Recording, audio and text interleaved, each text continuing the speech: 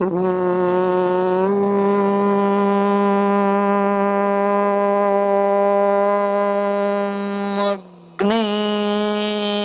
व्रतपते व्रतं चरिष्यामि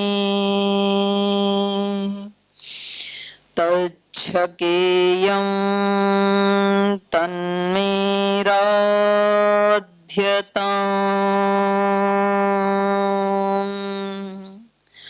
इदमहमनृतात् सत्यमुपैमि ॐ पावकानः सरस्वती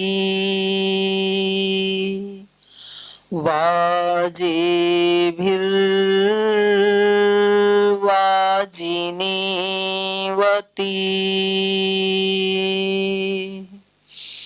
यज्ञं वष्टु धिया वसु ॐ सहनाववतु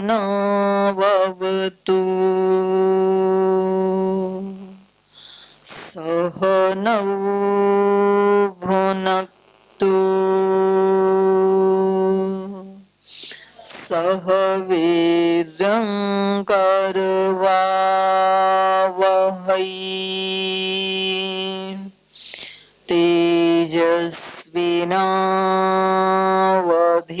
तेजस्विनावधीतमस्तु मा विद्विषावहै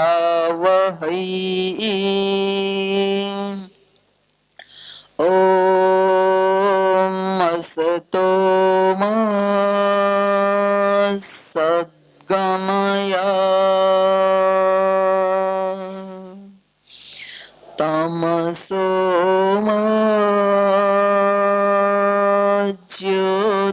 ज्योतिर्गमय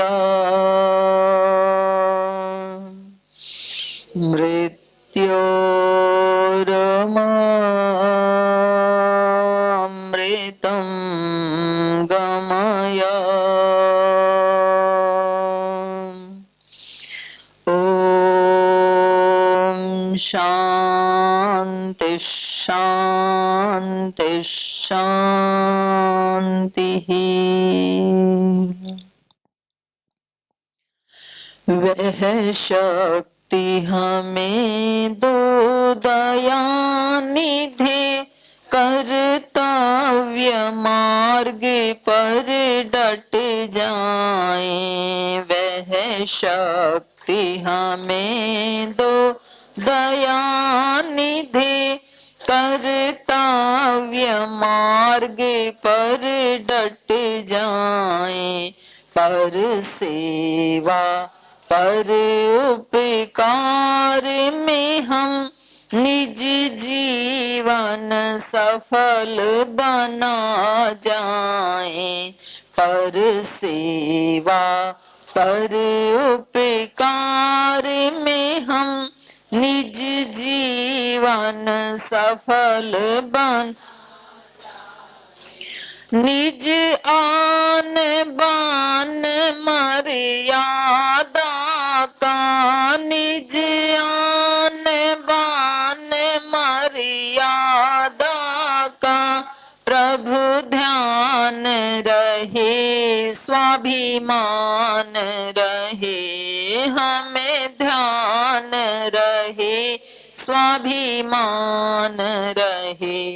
जिस देश में हमने जन्म लिया जिस प्रांत में हमने जन्म लिया बलिदान उसी पर हो जावें कुर्बान उसी पर हो जावें। वह शक्ति हमें दो दयानिधि कर्तव्य मार्ग पर डट जावें। पर सेवा पर उपकार निज जीवन सफल बना जावे, पर सेवा पर उपकार में हम निज जीवन सफल बना जावे। सच्चिदानंद भगवान की जय। सत्य सनातन वैदिक धर्म की जय। सभी ऋषि ऋषिकाओं की जय। सभी वीर वीरांगनाओं की जय। भारत माता की जय। गंगा मैया की जय। गौ माता की जय। सद्गुरुदेव भगवान की जय। परम श्रद्धेय वंदनीय प्रातः स्मरणीय परम पूज्य गुरुदेव परम श्रद्धेय आचार्य श्री की पावन सूक्ष्म उपस्थिति को प्रणाम करते हुए, जिनके सानिध्य में हम एक एक कदम आगे बढ़कर चलना सीख रहे हैं, जीवन को जीना सीख रहे हैं, ऐसे गुरुजनों के हमारे ऊपर अनंत अनंत उपकार हैं।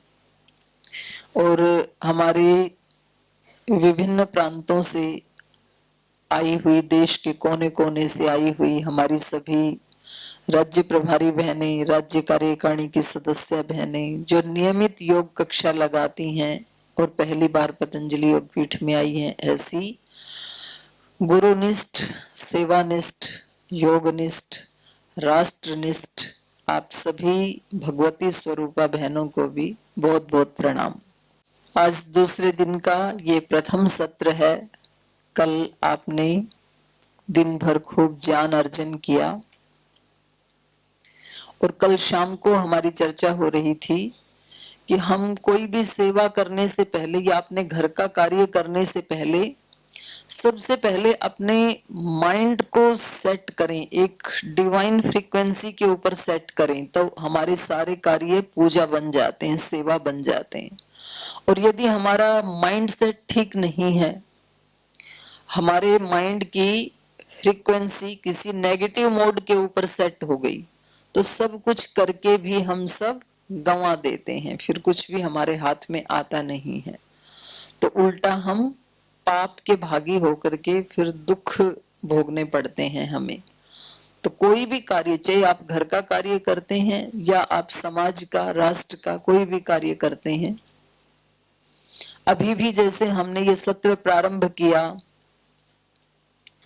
तो पहले मंत्र उच्चारण करके प्रार्थना की भगवान से, सहनावतु सहनौ भुनक्तु असतो मा सद्गमय। फिर हिंदी में, वह शक्ति हमें दो दया निधे, हम अपने कर्तव्य के मार्ग पर डटे रहें। तो ये प्रार्थना करके फिर हम किसी कार्य का प्रारंभ करते हैं और ये हमारी वैदिक परंपरा है।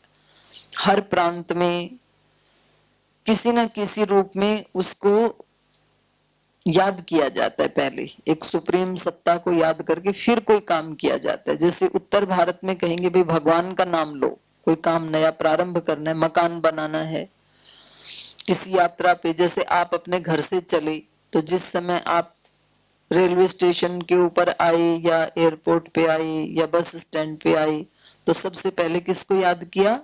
भगवान को, गुरु को, कि हम अपने गुरु के धाम में जा रहे हैं, हमारी यात्रा मंगलमय हो। दूसरे लोग भी आपको ऐसी ही दुआएं देते हैं।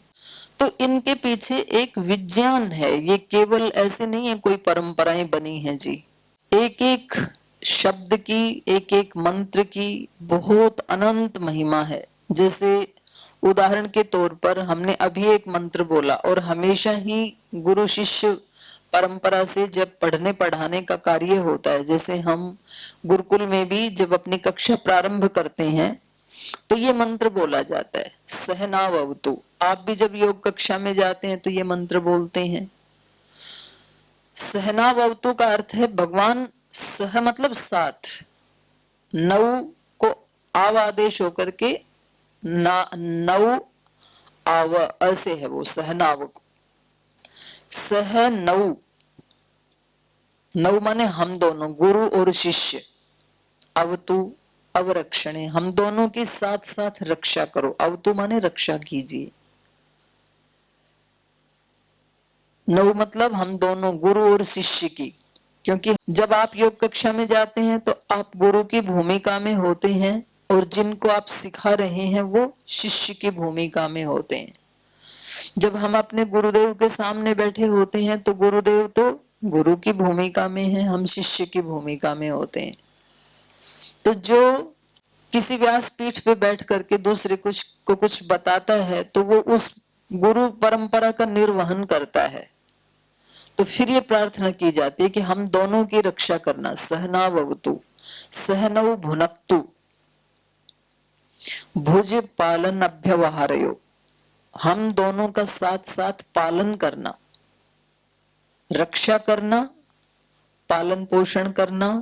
सहनावतु सहनौ भुनक्तु सह वीर्यं करवा वही, सह मतलब साथ, वीर्यम मतलब पराक्रम, बल, शक्ति, सब प्रकार की, करवा वही उसको बढ़ाएं, साथ साथ हमारा बल पराक्रम बढ़े, शक्तियां बढ़े, शारीरिक बल भी बढ़े, मानसिक बौद्धिक आत्मिक बल भी बढ़े, चरित्र का बल भी बढ़े, सेवा का बल बढ़े, वक्तृत्व नेतृत्व स्वामित्व का बल बढ़े, अनेक अनेक प्रकार के बल हैं। सामाजिक बल बढ़े, संगठन बढ़ेगा तो सामाजिक बल बढ़ेगा। सह वीर्यं करवा वही तेजस्वी नावधीतमस्तु, और जो कुछ हम सीख रहे हैं, पढ़ रहे हैं या पढ़ा रहे हैं, क्योंकि मंत्र दोनों बोलते हैं गुरु और शिष्य, तो दोनों की भावना ये होती है हमारा पढ़ना और पढ़ाना दोनों कैसे हो, तेजस्वी हो। जैसे परम पूज्य गुरुदेव ने योग के बारे में, आयुर्वेद के बारे में, स्वदेशी के बारे में जो कुछ भी बताया हम सब शिष्य शिष्याओं को, वो आज तेजस्वी हो गया है। नहीं तो ऐसे भी होता है ना, गुरुजी बड़े बड़े उपदेश दे रहे हैं, परिणाम कुछ भी नहीं आ रहा, रिजल्ट कुछ भी नहीं है, तो वो तेजस्वी नहीं हुआ। तेजस्वी नावधीतमस्तु, इसलिए प्रार्थना की जाती है हमारा ये सीखना, पढ़ना, पढ़ाना, उपदेश सुनना, उपदेश करना, ये सब तेजस्वी होना चाहिए, अर्थात वो व्यवहार में उतरना चाहिए। नहीं तो फिर कोई फायदा नहीं है। इतने समय तक चर्चा करके टाइम वेस्ट किया हमने, इतनी दूर चल के आए, तो एनर्जी और टाइम की वेस्टेज है ये। तो इसलिए यहाँ पर गुरु शिष्य परंपरा को, और उन गुरु शिष्य दोनों का भी गुरु परम गुरु परमात्मा है। स एष पूर्वेशाम अपि गुरु कालेन अनवच्छेदात, सब गुरुओं का भी गुरु परमात्मा है,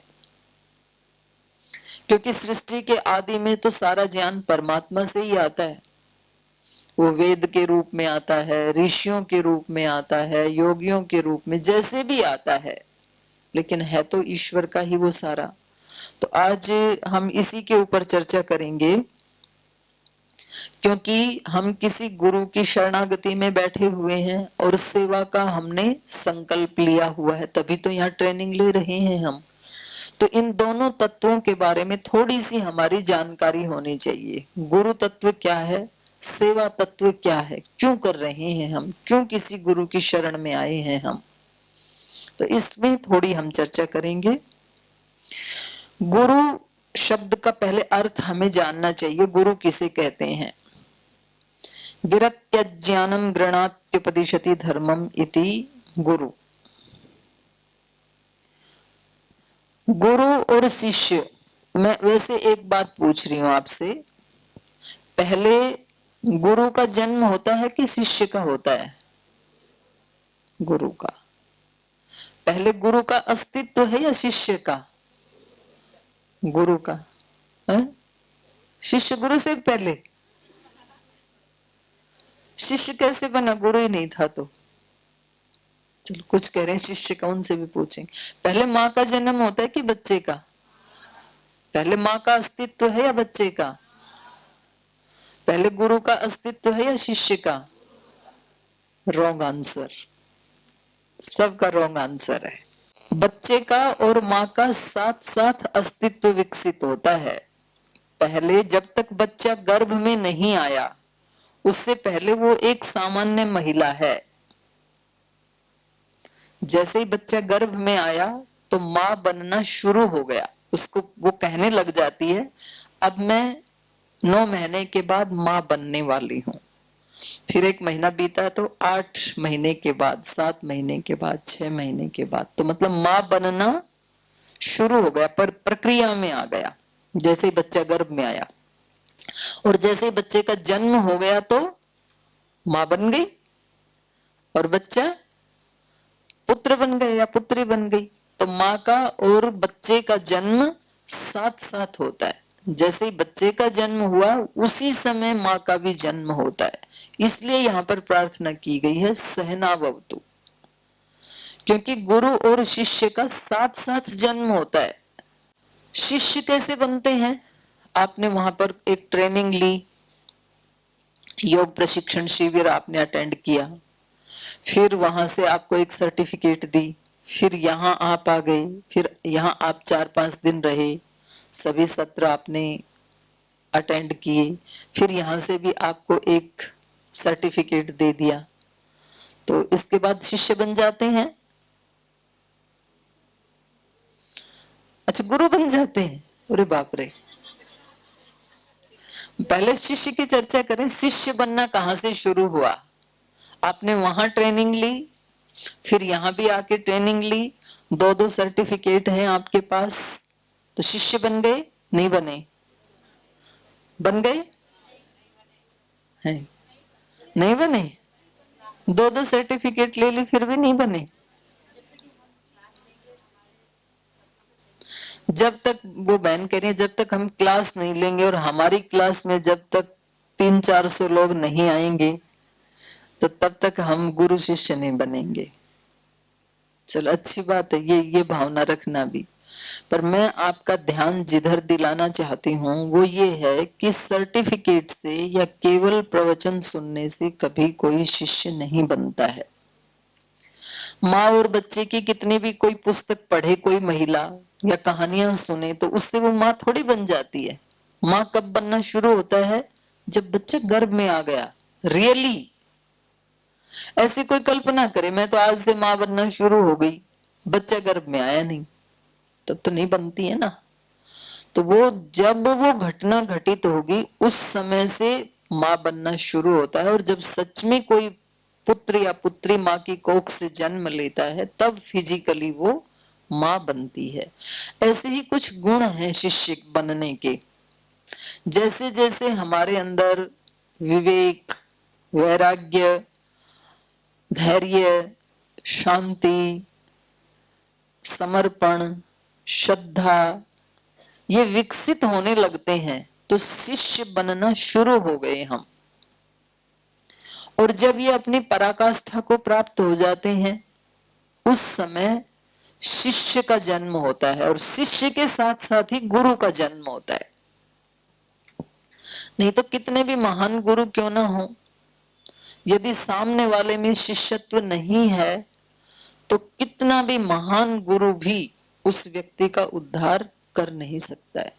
साक्षात भगवान भी सामने आके खड़ा हो जाए गुरु के रूप में तो भी उद्धार हो नहीं सकता है।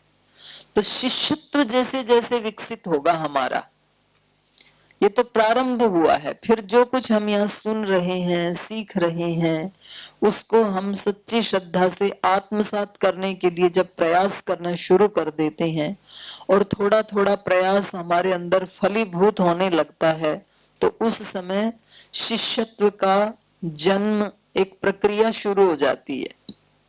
माने आप ये समझ लीजिए कि हम उस समय गुरु के गर्भ में आते हैं।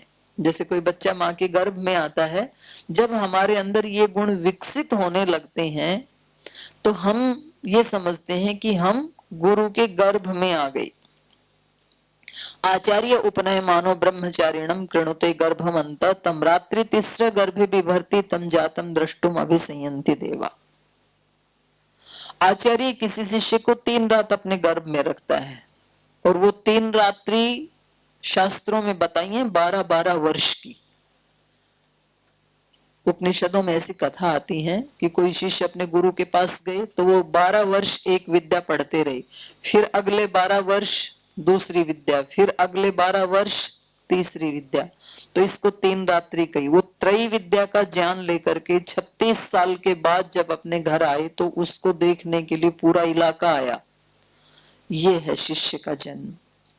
तो जब तक हम शिष्यत्व को विकसित नहीं करते हैं तब तक गुरु का जन्म भी नहीं होता है।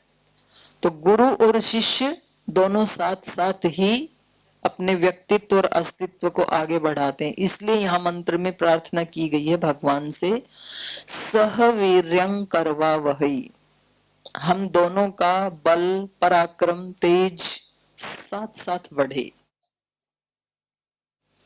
आप कहेंगे जी गुरु जी तो पराक्रमी है, पहले से ही उनके पास तो कितना ज्ञान है, बल है, विवेक है। वो एक व्यक्ति का बल विवेक हो सकता है, पर वो गुरु के रूप में समर्थ गुरु कब बन पाएंगे? जब हम इतनी सारी बहनें समर्थ शिष्य बन जाएंगे, तभी तो समर्थ गुरु की संज्ञा सिद्ध होगी। नहीं तो एक महापुरुष के रूप में तो हैं, पर गुरु को गुरु तो शिष्य और गुरु दोनों मिलकर के उस संज्ञा को पूरी करते हैं। तो गुरु वो होते हैं जो, एक श्लोक यहां पर आता है, गुरुर ब्रह्मा गुरुर विष्णु गुरुर्देवो महेश्वर गुरु साक्षात पर ब्रह्म तस्मै श्री गुरुवे नमः। गुरु को यहाँ पर ब्रह्मा विष्णु महेश क्यों कहा? क्योंकि गुरु तीन काम करता है। जैसे यहाँ पर तो महेश्वर शब्द तीसरे नंबर पे आया है, लेकिन गुरु शिष्य बनने की जो प्रक्रिया है उसमें सबसे पहला काम गुरु महेश्वर का करता है। महेश्वर का क्या कार्य है? सृष्टि का विध्वंस करना। तो श्लोक में तीसरे नंबर पे आया है, लेकिन व्यवहार में सबसे पहले विध्वंस का काम शुरू होता है। इसलिए अथर्ववेद में आचार्य को मृत्यु कहा है। आचार्यो मृत्यु सोम औषधय पय, ऐसे वरुण उसके 5 रूप बताए हैं। आचार्य को मृत्यु कहा है, यमराज कहा है, क्योंकि वो पुराने का विध्वंस करता है। आपको कोई नया मकान बनाना है तो पहले क्या करेंगे? सबसे पहले जो भी पुराना मकान था उसको विध्वंस करना पड़ता है, उसको तोड़ना पड़ता है, पहले उसको प्लेन जमीन बनानी पड़ती है, तभी तो नया निर्माण होगा। तो गुरु सबसे पहले क्या करता है? हमारे जन्म जन्मांतरों के जो अज्ञान के, अविद्या के, तिमिर के जो संस्कार थे वो अपने ज्ञान की शलाका से उनको नष्ट कर देता है, और हमारी जो आंखें बंद थी उनको खोल देता है, तो हमें ठीक ठीक दिखने लगता है। ये महेश्वर का काम है। और उसके बाद फिर नया सृजन होता है। पुराना घर टूट गया तो नया घर सृजन हो गया, नई सृष्टि करने का काम है ब्रह्मा का। इसलिए गुरु ब्रह्मा भी है, क्योंकि गुरु हमें बुरे मनुष्य से अच्छा मनुष्य बनाता है, अच्छे मानव से महामानव बनाता है, महामानव से देवता बनाता है, पूर्ण रूपांतरण कर देता है गुरु। टोटल ट्रांसफॉर्मेशन की प्रक्रिया यदि कोई कर सकता है सृष्टि में तो वो गुरु कर सकता है। इसलिए गुरु को माता पिता से भी महान माना है, क्योंकि माता पिता फिजिकल बॉडी तो हमें प्रदान करते हैं, हम आत्माओं को, लेकिन हमारे संस्कारों को चेंज नहीं कर सकते माता पिता। एक ही माता पिता के घर में 2-3 संतानें हैं तो उनमें अलग अलग संस्कार होते हैं। एक बच्चा बिल्कुल शांत होता है घर में, एक बच्चा बिल्कुल उपद्रवी होता है। वही माता पिता है, वही संस्कार है, वही आहार है, वही परवरिश है, लेकिन तो भी माता पिता उनको चेंज नहीं कर सकते, क्योंकि वो दोनों आत्माएं पीछे से अलग अलग संस्कार कैरी कर रहे हैं, लेके चल रहे हैं, तो वो चेंज नहीं कर सकते। लेकिन गुरु के अंदर ये सामर्थ्य है, वो दोनों को चेंज कर सकता है, दोनों को योगी बना सकता है। तो इसके लिए पूर्ण रूपांतरण का कार्य गुरु कर सकता है, और पूर्ण रूपांतरण का जो नया सृजन है इसी का नाम है गुरुर ब्रह्मा। लेकिन किसका निर्माण कर सकता है? जो पहले मरने के लिए तैयार है, क्योंकि बिना मरे नया जन्म हो नहीं सकता। हमारा नया जन्म कब हो सकता है फिजिकल बॉडी का? जब ये वाली बॉडी मर जाए, नष्ट हो जाए, तभी तो नया जन्म होगा। और अंदर का मन प्राण आत्मा का नया जन्म कब हो सकता है? जब पीछे वाले संस्कारों को हम नष्ट करने के लिए तैयार हैं, अपने अज्ञान को, अविद्या को, बुरी आदतों को, आलस्य को, प्रमाद को, तो नया सृजन होगा फिर।